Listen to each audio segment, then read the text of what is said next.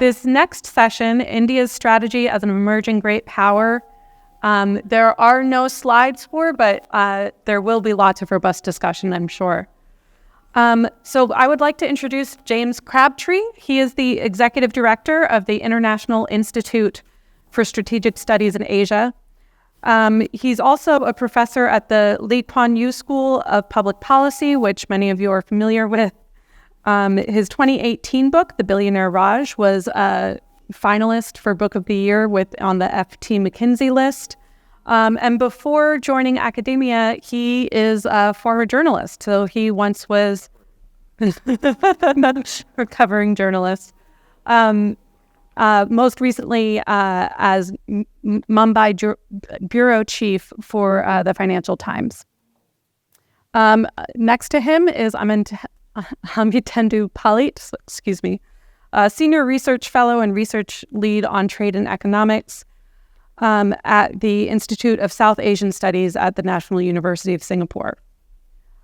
He is an economist specializing in international trade. He's an expert on the Indian economy and has been involved in the World Economic Forum on their Future Council for Trade and Investment. He is not a journalist, but has written columns in multiple publications. Heinrich, as I just found out, but also BBC, Bloomberg News, Channel News Asia, CNBC, ABC, and the list goes on. So this is a very, very high expertise panel here, and I'm going to let Amitendu kick us off. Thank you so much. Thank you. Thank you so much, guys. Hope I'm audible, and I hope, you had a good lunch. I mean, one good thing about Singapore lunches is that they don't put you to sleep. They actually tend to wake you up. So that's one of the reasons why Singapore remains productive, well productive after lunch as well, compared with many other countries of the world. And I hope you didn't get put off by so much of the alphabets in my introduction, the ABC, BBC, CBC, CNBC, because talking about trade always brings us into the alphabet soup. There's so much of abbreviation that we use. And today, of course, great pleasure. Thank you, Anne. Thank you, the National Press Foundation. Thank you, Enrich Foundation, for this opportunity. It's James and I have known each other for quite some time, but this is the first time we are sitting together on a panel, I think, which is good. And I think we are in agreement with the fact that we are not showing any slides because India can't be slided, So that's something that I think we have there in common. Look, the way I think I'm going to bring you into this is that you're a bunch of guys who know a lot. You are on the ground. You have been covering trade, and there's not really a lot that I can bring you into insofar as issues that are unknown to you. But let me take a big picture view of this, and let me look at India as an actor in global trade from outside, how it looks like. So if one just pushes back a bit, not too far, the 1990s, the last decade, and you find India in a very different mode. The Cold War has ended. The Berlin Wall has come down. There's economic globalization all over.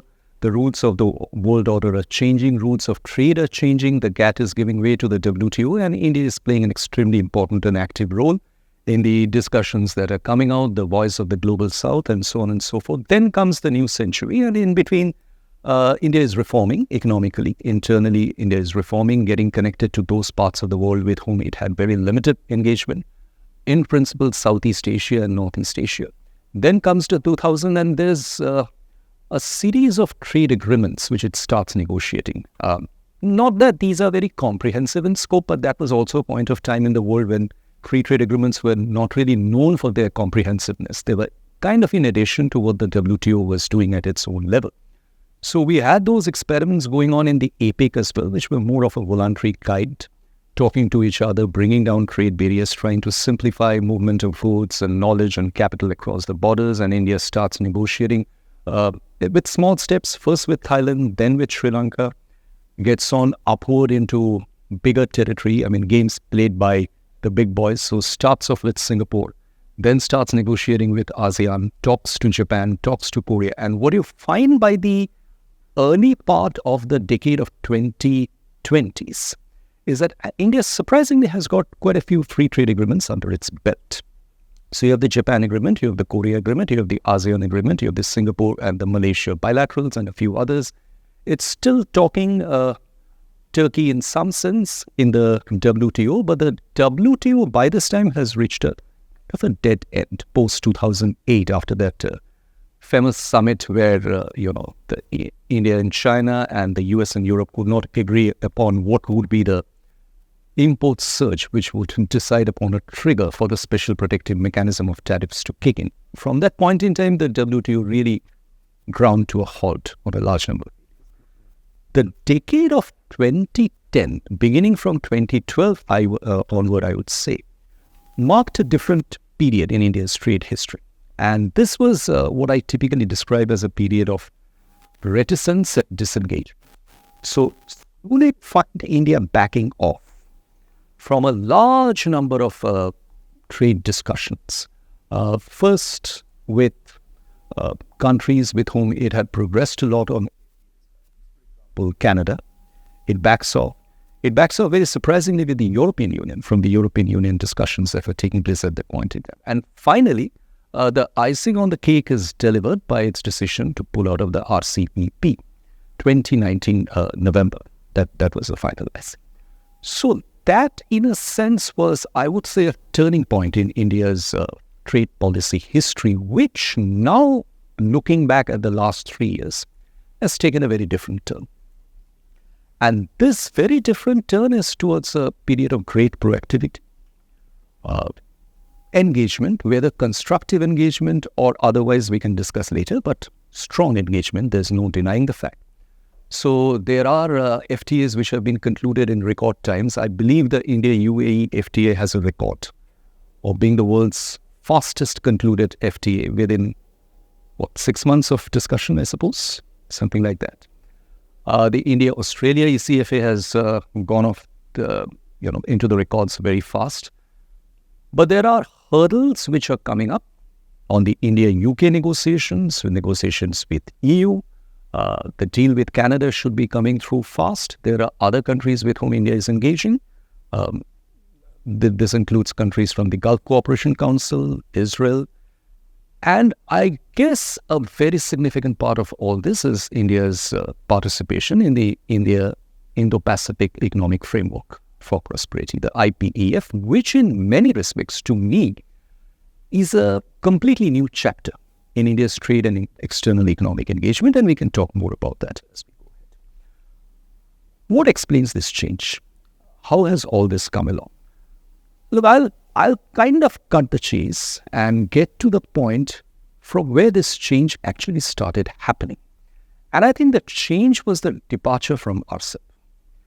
Now, the departure from RCEP was an interesting point in India's history because there are people who argue that why did India leave RCEP? And they perhaps forget to take note of the fact that this was a process with which India was invested for 7 years and 28 rounds, beginning from 2012. So obviously there was no question of being engaged with the process unless there was an expectation of something from being engaged in the process, which for a variety of reasons did not click with the projected idea of the benefits in a large number of ways when India finally took the decision. And obviously there is no denying the fact that domestic politics and external politics both shaped up to take a very important view in the eventual decision that India took, eventually with the call that there is not substantial from the RCEP agreement which can be sold to a few prominent domestic constituencies which are virulently opposed to it, including the dairy industry and so on and so on. And secondly, the RCEP was for all practical purposes in India known as a free trade agreement with China. And given the conditions in which India and Chinese relations were at that point in time politically, it was very difficult to sell the FTA as something which would be palatable to the domestic audience. And perhaps in a way, the later events which happened thereafter, the India-China military clashes on the borders in Galwan and so on and so forth, and the fact that today the trust deficit between the two countries is at an all-time low, is a vindication of the fact that it would have been extremely, not even the hottest of hot political potatoes can be compared with that deal if India had picked it up. But this was also a pointer to a realization that when it comes to external trade engagement, at a point in time when India is aspiring to play a much bigger role in global affairs, this is something where a trade role cannot be disconnected from a political role and vice versa. And the character of India's engagement in external trade has to be viewed through a political prism. The political benefits have to be taken into consideration and matched with what were India's upcoming global aspirations. And by this time, we have had enough evidence, beginning 2020, the time when COVID struck and thereafter, there was enough evidence of India beginning to play an especially important role in this part of the world, which has now come to be characterized as the Indo-Pacific, moving on from the Asia-Pacific. And if that was something that India needed to stay locked into, as a strategic actor, then it needed to take a call on the fact that strategic influence is ultimately a product of economic influence. And that economic influence was not possible to be obtained without getting an access to the world's major markets. Those major markets, again, could only be obtained through or broken through out of a network of preferential agreements, which could be trade structured, which could be investment structured, which could be several number of other ways structured. So what you find out now is a situation where India has chosen its partners carefully. And the latest agreements are by and large mostly with the G7 countries, as well as with countries who are among India's topmost and most significant trade partners. The United Arab Emirates, for example, is India's third largest trade partner and also an extremely important partner in many other ways as a transshipment area and further intermediary functions. There's also simultaneous engagement which is happening between India and a large number of other countries which might not culminate into free trade agreements, but there's a lot of trade that India is talking from its side outside of the free trade agreements. And the biggest example of that is the Indian trade discussion with the United States, where the India-US Trade Policy Forum has actually succeeded in removing a series of obstacles which has been affecting this relationship for the last 15 years, including taking away of disputes, serious disputes, which are no longer there with the WTO and in a large number of other areas. And finally, again, I come back to the Indo-Pacific Economic Framework. This framework, this is where I conclude. This framework gives India an opportunity to come back into this region in perhaps a more significantly influential fashion than it was being provided through the RCEP.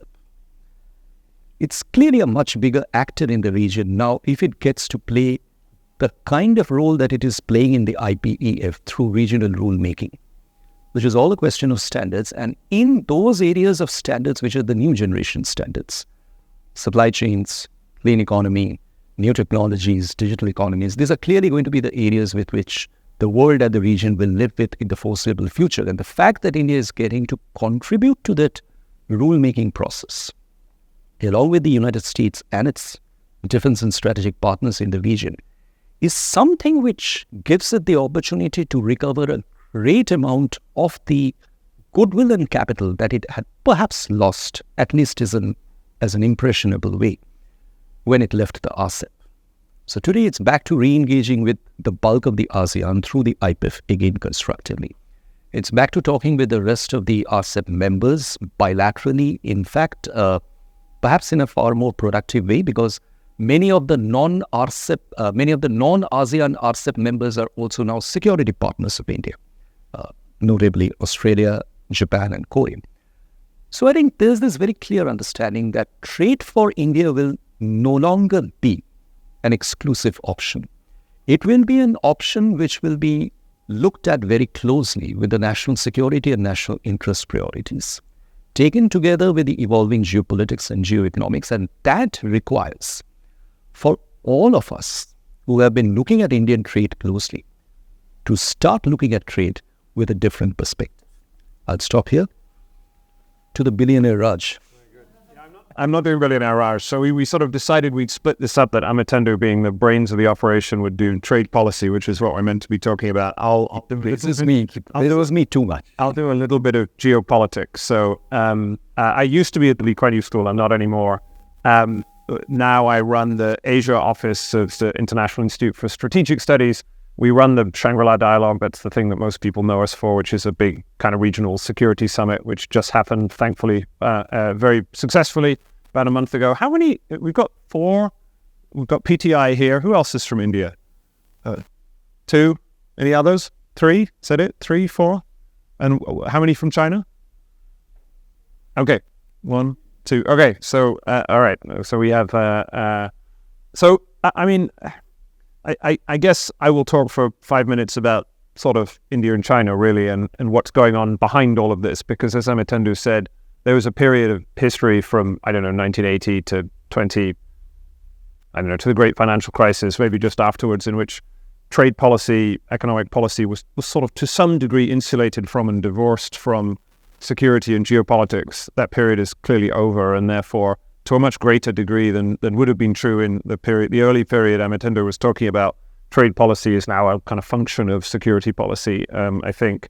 And so let me talk about 2 debates, I think, which have maybe given people recently a sort of a perspective on where India is coming from in terms of its geopolitical orientation. The biggest one was what India did after Ukraine, where there was a lot of hand-wringing, particularly in Europe, because I think people misunderstood what India was really doing. There was a sense that the European audiences had expected that because over recent years India had in various different ways grown closer to the United States and European countries as it had become more threatened by China, that in the aftermath of Ukraine, India would do exactly the same thing as the Western countries did, would condemn Russian action unequivocally, would try and completely de-hitch itself from its historical relationship with Russia.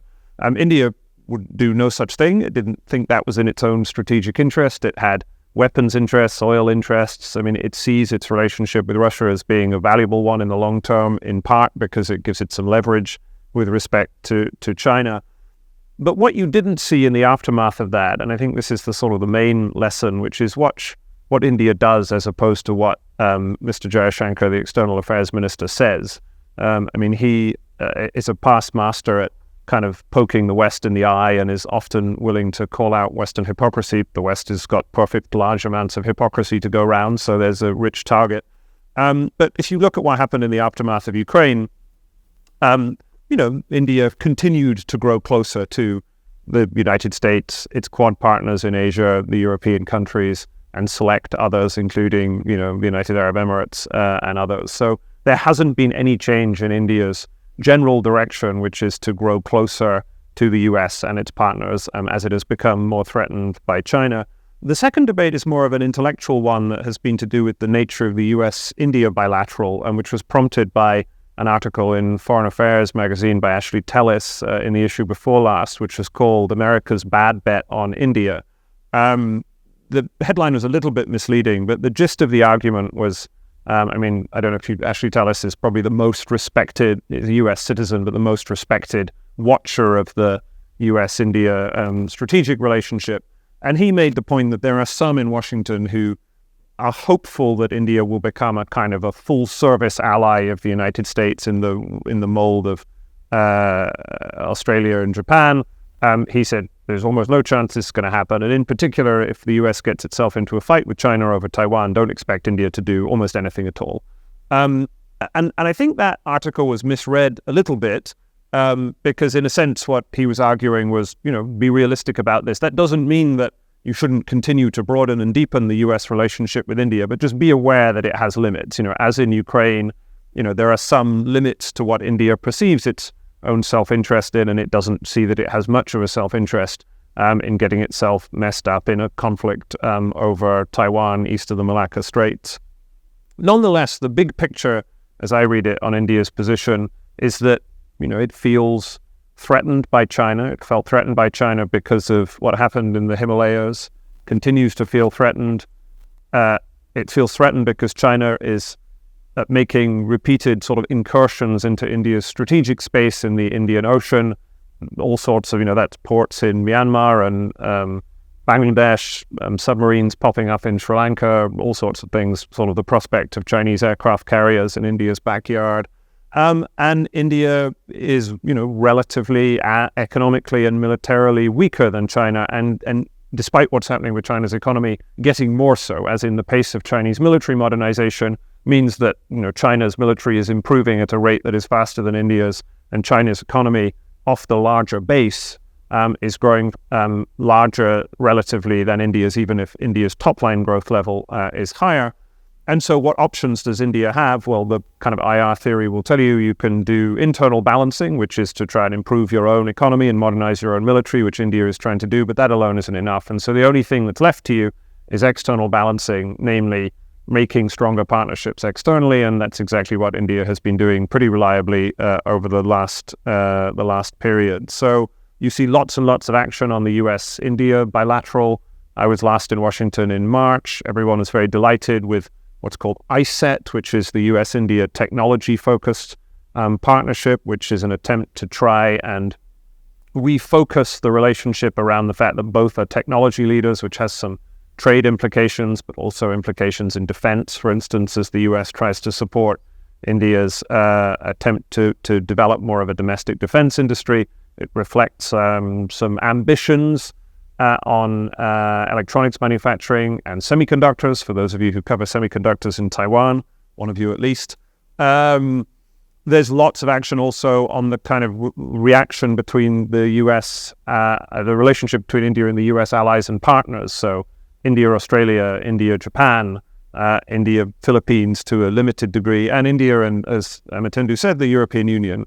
Mr. Jaishankar and indeed Mr. Modi have taken all sorts of trips to Europe. There's a view often in this part of the world that the Europeans aren't really worth bothering with in security terms, but India's behavior would suggest otherwise, that in a sense they're trying to deepen relations with the European Union itself, with France, Germany, and the United Kingdom as the larger of the European countries, but actually with a lot of the smaller European countries as well. I mean, Mr. Modi went to Scandinavia to have a summit with the Scandinavian leaders. They go to all of the smaller countries as well. So there's been a real push. And I think fundamentally a lot of this is down to China. So final point is, well, where does that leave the US-China bilateral relationship? There was an interesting article in The Economist either last week or the week before, I don't know if anyone saw this, which basically speculated on the idea that the India-China relationship may be about to improve, as in they might find a way of solving the remaining issues on the border after the clashes that happened a couple of years ago, which were the beginning of all of this. It's an interesting sort of counterfactual. I don't agree with it, and not very many people I saw seem to agree with it. I mean, it seemed to be more speculation than fact. At the moment, you have quite a different view of the India-China bilateral, where, to put it very crudely, we had a gathering recently of government officials from both sides, and if I were to characterize it, the Chinese attitude has been that really there isn't that much of a problem here. India and China should be able to, sort of solve their problems. The border is mostly stable. I think to some degree underneath this, China feels India is being manipulated by the United States to make too much of the differences. So that's the sort of Chinese view, is that, there are ways around these problems. We're both Asian countries. We can come to agreements. The Indian view is that there is a big problem, that nothing else is going to get sorted until the border is sorted. And there are all sorts of things in the way that China is behaving that India doesn't really like very much. So it's always possible that you could get an improvement in bilateral relations. The bilateral ties between the two have gone up and down over time. They fought a war in 1962. Sometimes they've been very friendly with one another. So I don't want to discount it entirely, but it seems to me that it's not very likely that there's going to be a kind of transformative improvement in India-China ties. And there's always the prospect that, it could get worse. Within the last 2 or 3 years, India and China very nearly fought a war in the Himalayas. And the action that both sides take on the border is quite unstable, in much the same way as there's instability in the rest of the region. So it's always possible that accidents could happen. So my sense is, that India and China remain in a reasonably tense position, and that the trade relationship that Amitendu has been talked about is set against this backdrop in which India has made a strategic decision that, although it's not going to kind of go all in with its new friends and partners, that it is seeking across a whole range of policy areas, from economics to hard security, to deepen ties with the United States principally, but also Australia and Japan in the Quad, the Europeans, and then a sort of selection of other high-value nations, of which some in Southeast Asia and the GCC countries are the others. And let me stop there, and then we can kind of open it up to questions. We heard from Steve Olson earlier this week, and he said that if Donald Trump is reelected, he expects the U.S. to pull out of IPEF basically immediately. Just wondering if you all had any comment on that, or what the 2024 election could mean. Steve and I have a on that, so we will wait for Donald Trump to get elected or re-elected. But I'll come back to that, yeah. Hi, I'm Chia-Pek Wong, Executive Editor from Channel News Asia. So I have this question, bringing it back to trade flows. So there are all these various forecasts about India becoming, the third largest economy by 2030, world's second largest economy by 2075, if you listen to Goldman Sachs. So, India seems to be doing all these right things, making friends around the world, kind of a bit different from China. So how will that affect overall trade flows, especially when if you talk about all the trade flows for us in Singapore, we are benefiting mainly because China, all the major goods do flow down towards us, to the rest of the world. But India would be on the other side. So how would that affect international trade flows as India grows bigger? And also how would that affect Singapore as still one of the world's top 10 busiest ports? Thank you. I'll let Amitendu answer on the details of that. There's two things kind of in that question, one of which is about India's growth and the other of which is about supply chain decoupling, and they're sort of separate phenomenons, or de-risking, etc. So you should probably tease them apart. At a very high level, if India's growth continues on the path that it is, I suppose we would expect global trade to become more India-focused. And one way, so if you look at Ricardo Hausmann's work on complexity at Harvard, he has long predicted that over the medium term, you will see the sort of Indo-African rim become a more important center of global trade and economic growth and dynamism. So the east coast of Africa, the GCC countries, and India, as opposed to the sort of Pacific rim, which has been the driver of growth. So I presume as India becomes a more important sort of part of the pie and more connected from a trade perspective, you'll simply see more of the flows going through India, more of the intermediate goods as India moves into those areas. Amitendu, what's your sense? Yeah, thanks, James. But before I come to you, Chia-Pek, let me just answer what the question that Anne pointed out here, the Donald Trump business. See, and I think the United States chose the IPEF and its framework very carefully, knowing fully well that the current United States policy is on trade is completely allergic to the mention of the phrase FTA. There's no FTA that's being talked about in the US trade policy anywhere. So as a result of that, the IPEF, much as the rest of the world find it's very difficult to understand, the IPEF has been repeatedly proposed as a framework which is not a free trade agreement. Now, there are certain, I would say, institutional implications. First, President Biden doesn't have the fast-track authority on the FTAs, so there's no point from the US administration in getting into an FTA, which cannot be taken to the Congress, and if it's taken to the Congress, it gets stuck. The second is that this is something which is characteristically being proposed as a voluntary arrangement with sufficient degree of flexibility, in the sense that even India has not joined all the pillars of the IPEF. It stayed out of the trade pillar and joined the remaining three pillars. And within the pillars, from what we have got to understood till now, at the end of the Singapore round and what was announced in Detroit in May, the supply chains agreement gives sufficient flexibility to countries in terms of locking into some features and staying out of the others. I think the by and large overall policy of the Biden administration on this is to finish this off as a domestic decision by the end of this year and not leave it to the future or the unpredictability of the future in terms of a new government, a new president coming in and derailing the whole process. So by and large, if standards are set, they're expected to largely remain set. And even if the US backs out of the process at that point in time, after about a year or a year and a half, it will not stop the US actors from staying engaged in the process which has been set in. So I think that's the deeper thinking. And on that, Steve and I will have more conversations as we go on. How much is the bet? Not to be disclosed. Okay, so on your question, Chiapik, look, I think it's very interesting you raised this point. If you look at the China story, for example, if you look at the India story, the China story is a complete outlier to the way we have always understood economic growth in the world, because China has imperfections.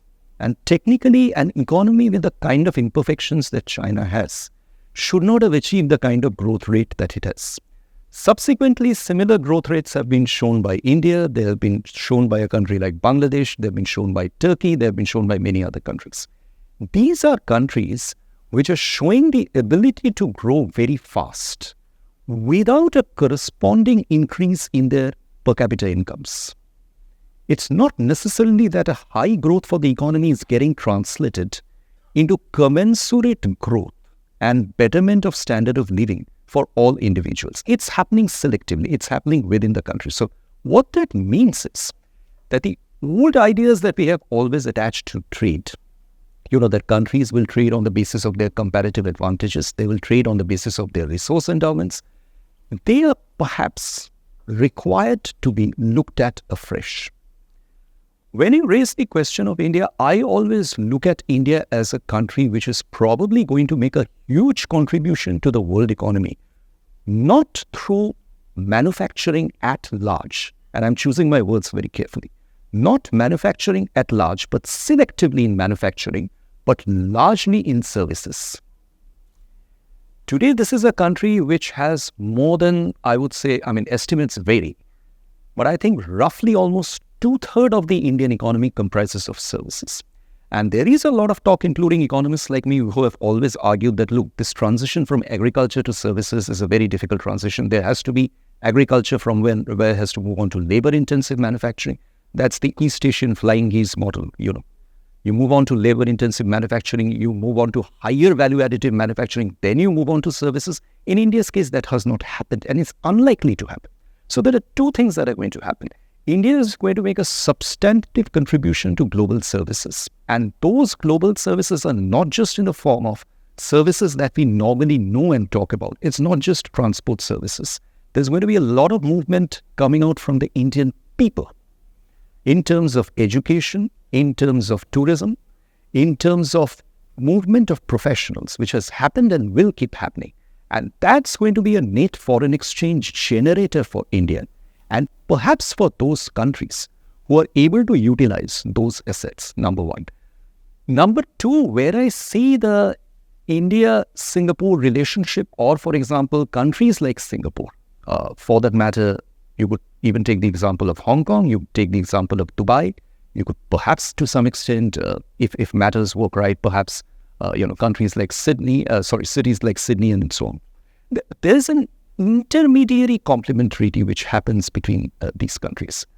I'll just give you an example. One of the most prominent areas of Indian intervention, policy intervention, over the last 1 year has been to shift a certain part of Indian trade to be invoiced in rupee, which is Indian country. Now, what does this mean? It is obviously responding to an opportunity, right? After the Ukraine development, what has happened across the world is that the cost of dollar has gone up enormous. And countries with whom India is trading, most of them, including India, are invoicing the trade in dollars. But the cost of exchanging local currencies for dollar is very large on part of both countries. So the matter becomes simpler if the rupee is accepted as a currency. But the problem over here is that the institutional mechanisms have been set up. There are called these Vostro accounts, which have been established in banks, through which the rupee accounts can be maintained. The problem is, what does a foreign dealer do with the rupee that he or she gets? It doesn't have any use anywhere else. So that use can enlarge only if the rupee becomes a more globally accepted currency. That cannot happen in the form in which it exists right now, but perhaps can happen as a digital form. So you get to see these intermediation stations becoming more and more active in an Indian strategy. Working with Singapore, for example, you get the Pay Now and the UPI interface operating seamlessly. You get to see the same happening in Dubai and Abu Dhabi. Malaysia has accepted the rupee trade. Indonesia is going to move on to it pretty soon. So there is, I think, a larger plan that when it comes to one after the other, the Indian rupee is going to be an enabler in pushing the kind of trade character and structure which suits India. And by the way, this is also strategic.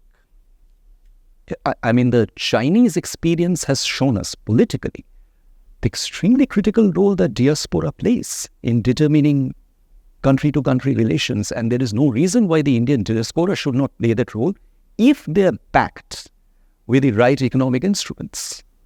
Something like the rupee, for example, or other factors which enables them to perform the kind of role which India has sort of seen happening elsewhere in the world. So to kind of broadly conclude to the point that you raised, I think for the foreseeable future, what we are going to see is we are going to see growth coming out from India. There's no denying the fact. India's ability to be a consumer for final products will remain very large, because in spite of the gaps within the country itself, there's probably 5 to 10% of the population in India which has enormous purchasing power, both as a consuming class as well as a back-end producing class. So there will continue to be a market for final products. It will take time before India gets embedded into strategic supply chains. Semiconductors, for example, is going to take time. But I think there's something to be noted when you see certain responses. I mean, this is for the first time I saw the United States president expressing so much of exuberance over a purchase order that has been placed by an organization called the Air India, which a year ago was supposed to go bankrupt. Now it suddenly turns around and places an order for 470 Airbus and Boeing aircrafts, and it says that will create these many jobs in the United States. So I think that's where the synergy has changed in a different direction. And probably that's what's going to significantly transform the trade flows. I'm not sure if I was able to respond to what you wanted to know, but... Hi, I'm Shagun. I work with the Down to Earth magazine in India. So you talked about the overview of India's history with FTAs and how it backed out from RCEP at the last moment after negotiations with for 7 years. So that has mostly come out of the protectionist fears that India has. But now coming to the present situation, it's more friendly with FTAs.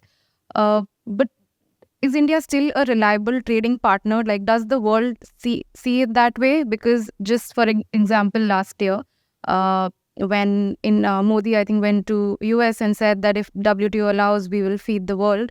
But then just in the same month, during the Russia-Ukraine conflict, it banned export of wheat, whereas the world was facing like a lot of wheat shortage. So there was a lot of talk about if India could be a reliable trading partner, and how does the world see India currently? Can I answer that with a counter question? On the sin. I mean, being Indians, I can understand how that... Yeah, I mean, this is Manasai work for PTI. So there's been two views. I mean, I have also seen that in fact, India is still being seen as a very difficult market to operate. In the last few years, a number of auto majors have pulled out of India, including General Motors and Ford. And a number of foreign companies have pulled out of India. So do you think, in fact, India needs to, have adequate reform still, in fact, to be rolled out? And in our FTA negotiations also, we have seen two phases. In the first 4 or 5 years of Modi government, there are very critical remarks, even by the foreign minister, that we don't need FTAs. But in the last 3-4 years, we have seen a plethora of FTAs being formed up or are being formed up. So do you think India has been sending mixed signals? Because we started preliminary discussions about an FTA with Taiwan in 2013. Still, in fact, Taiwan has been actually pushing for negotiations on the FTA, but still New Delhi is learned to be very reluctant to just go ahead with the FTA. So do you think India needs to actually have clarity of its approach in doing business with many countries? Thank you for these questions. Look, let me put it this way. I mean, you mentioned reliability, right? I'm not exactly sure who in the eyes of the rest of the world is a reliable trade partner. I don't think the United States is. If the United States was, then Anne wouldn't have raised that question, which Steve, given his tons of years of experience with US trade negotiation, possesses. There's always the problem of going back on the commitments. India-UK FTA negotiations, for example, the problem has been more on the UK side. I mean, there were commitments which were declared and there was a change of government. So subsequently, the negotiating postures have changed. I think when it involves looking at countries which are as complex as India is, and where those complexities are actually given expression, it's very difficult to handle a trade policy, because a trade policy at the end of the day involves everybody. And the biggest problem of political legitimacy of a trade policy is that the benefits from trade show up in a much lesser, inconsequential way than the costs of trade. If you open up, you can immediately build up a case that, look, we opened up, so many imports come in, these industries lost their jobs. But it will take a hell of a lot of time for you and persuasion to make people understand that after opening up, you started getting imports which are cheap and those benefited your consumers. It's not rocket science. It doesn't happen in a one-on-one fashion. So the problem that India now faces, and I think this is a problem which it has always faced. I mean, you being from the PTI, Manas, you will know.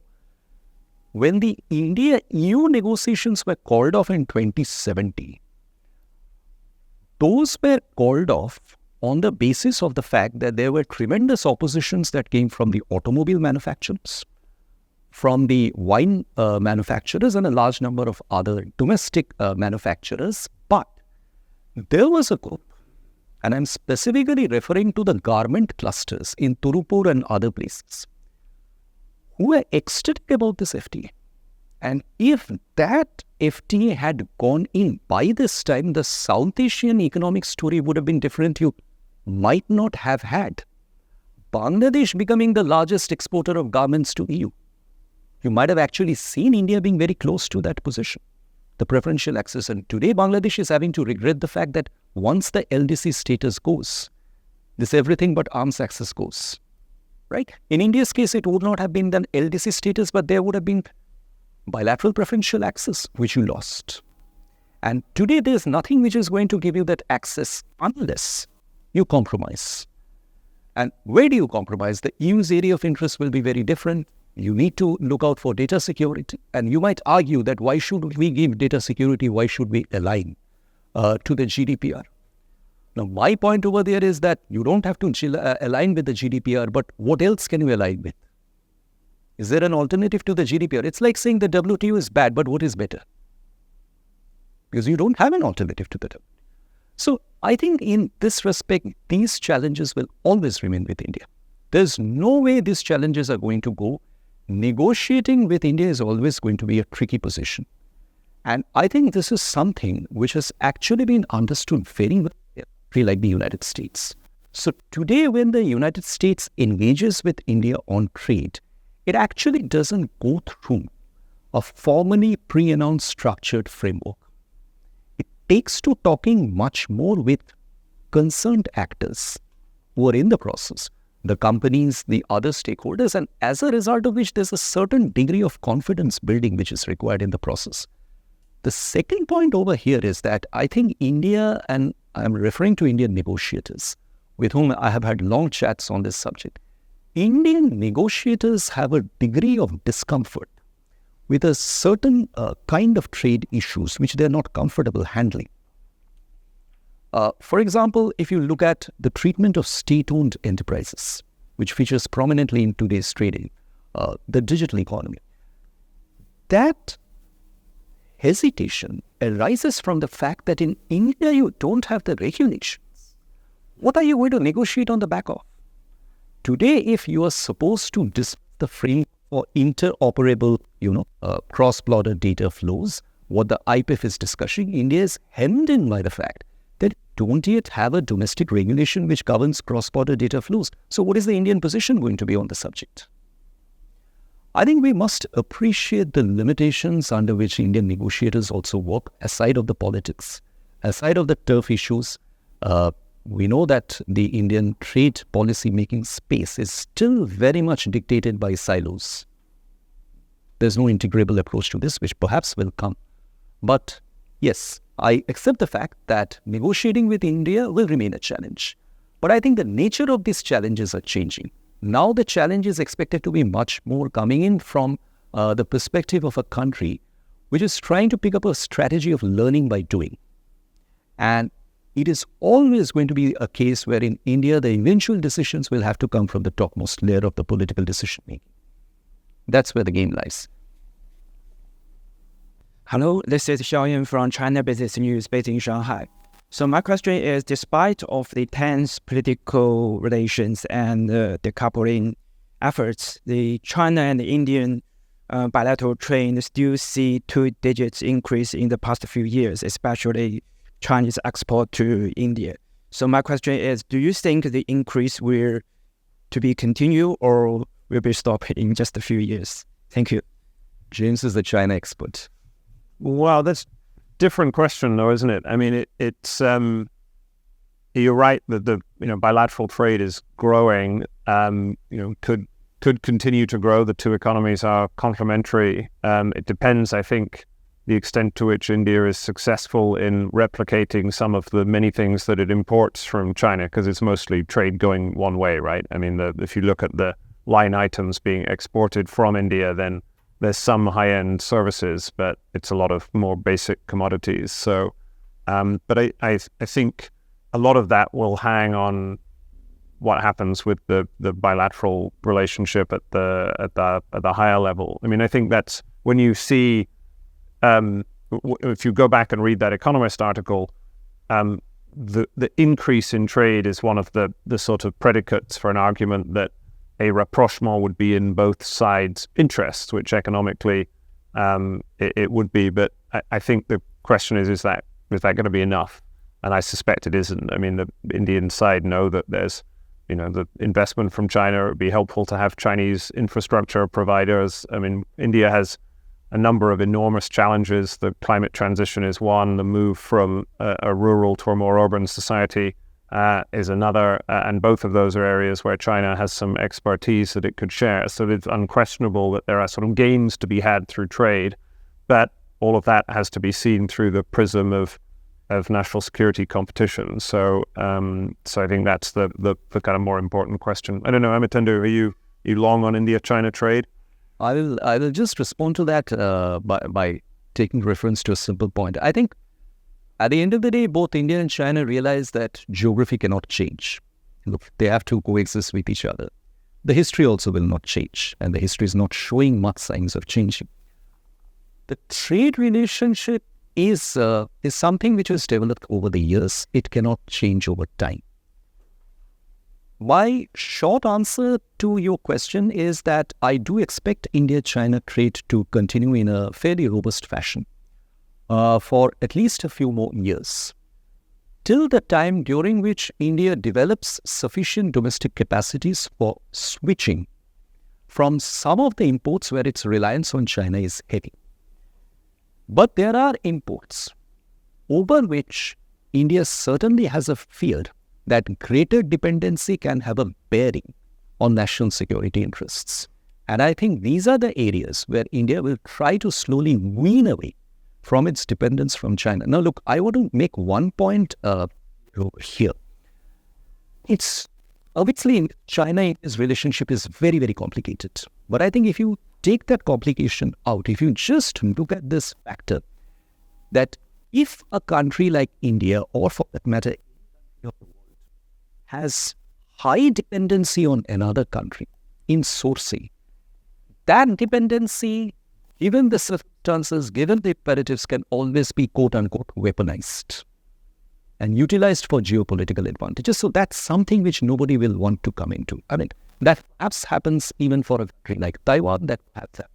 Even for China's instance with other countries with whom it has a dependency on import of certain products. So monopoly independency is not acceptable. It's not the best way to go.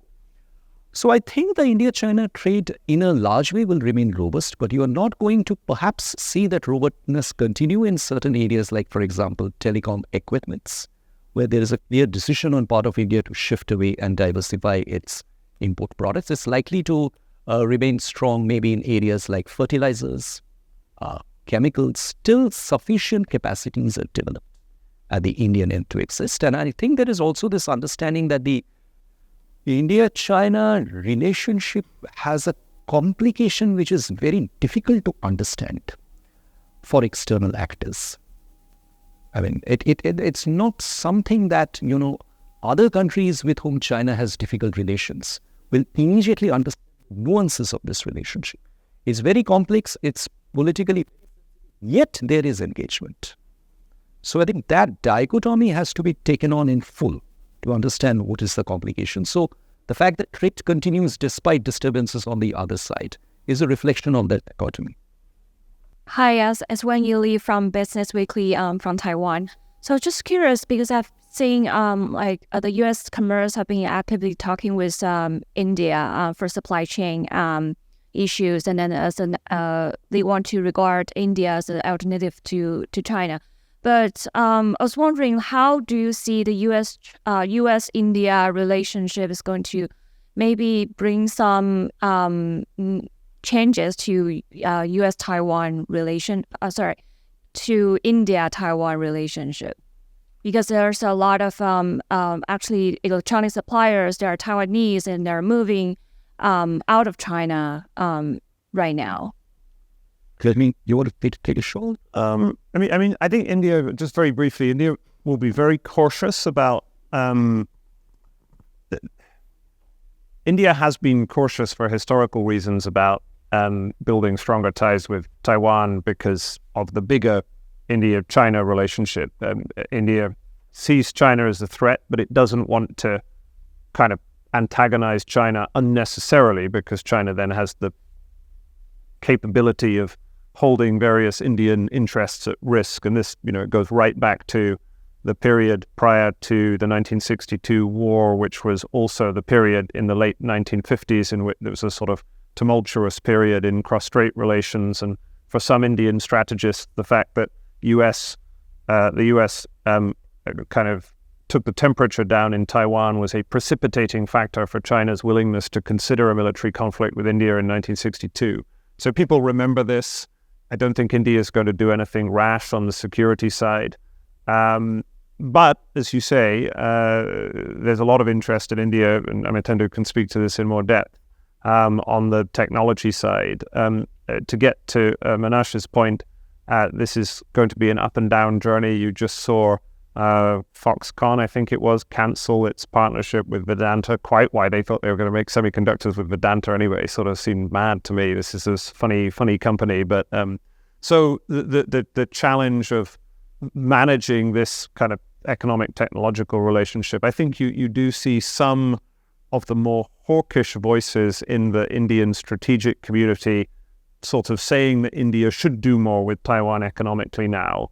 And really they're saying that as a kind of signal to China, as in, don't push us around because like the US, we can we can do things with Taiwan. But I think India will be cautious in doing that while trying to develop the partnerships that it needs to develop these electronics and ultimately, hopefully for them, bits of the semiconductor supply chain. What's your sense? No, I think, James, you have a point over there. I think ultimately this will actually come down to very, very cold-blooded business pragmatism. Look, let me give an example. And James alluded to Foxconn. The story has been doing the rounds. And there is talk coming out whether the Foxconn Vedanta scrapping off of the deal is a reflection of the Indian ecosystem and how conducive it is for future growth of semiconductors. Well, there are gaps in Indian ecosystem, but I think this particular decision had probably had much more to do with the Vedanta's financial conditions as a partner for going ahead rather than as a reflection on the general ecosystem. Now, having said that, semiconductor is obviously something with which India would want to work very closely with Taiwan. India is not an exception. There are other countries, the US, Koreans, all of them want to work closely with Taiwan. The point over here is that if one looks closely at the semiconductor supply chain, that is where India now stands at a relative disadvantage because India is much way down in the supply chain, essentially at the assembly end. There are very few countries in the world, or very few businesses to be specific, which actually brings in the kind of capacity in advanced processing chips like the TSMC does. But where India, I think, has been able to build a connection is through the Apple ecosystem and working closely with Foxconn, Wistron, and Pregatron. But that's at one level. At some level, bringing the entire Apple ecosystem into India, which India is looking to do, would involve bringing the Tier 1 and Tier 2 suppliers of Foxconn, Pegatron, and Wistron into India as well. And many of those suppliers are from the Chinese mainland. Do you have time for one last question? Oh, I'm so sorry. So this is something which will need to be looked at very closely. I don't think India is actually going to look at this as a Taiwan issue. It is going to very specifically look at this as a very, very practical, long-lasting business issue. Last one. Okay. I am Pradipta. I work for Forecast News. I'm based in India. So we have all this positivity around India's growth. Goldman Sachs saying that India would become the second largest economy, overtaking even US. And then we have International Monetary Fund saying that China and India would drive growth in Asia Pacific this year. But all this positivity, do you think it could be an exaggeration considering India's latest unemployment is at 16-month high at 8.3%? Do you think it's possible? I don't think there is any issue with the growth. I think the concern is with the character of the growth. The growth may not necessarily be job-inducing, and it is very unlikely to be. So I think when it comes to a statistical understanding of growth, purely generation, economic activities, sectors expanding, yes, that growth will very much be there. But it's not necessarily that growth will translate into commensurate number of employment opportunities, because I think that character of economic growth for India has changed very substantially. I'm not exactly sure how many countries of the world can today claim to have that kind of growth, because the sectors which are growth inducing are typically sectors which are no longer employment inducing. So there is a strong dichotomy that has come in this regard, because that role of labor-intensive manufacturing has gradually receded. And India's case, for example, you perhaps know better than me that we have seen sectors like hospitality, F&B, tourism, generating enormous amount of, I would say, opportunities. But whether they're actually generating employment is a different question, because we are getting to understand employment in a very different way. I think our perceptions will also change once we get to see data coming out kind of employment assessment where the gig economy is brought into consideration. There's a great number of gig economy and platform workers who today are engaged in economic operations in India and a large number of activities. I don't think we are still in a position to see what exactly has been the employment implication of the gig economy. Perhaps when we go back and assess it carefully, our views on the employment will be a little different statistically. Very interesting. Thank you both so much for being here and taking some extra time. Thank you. Thank you.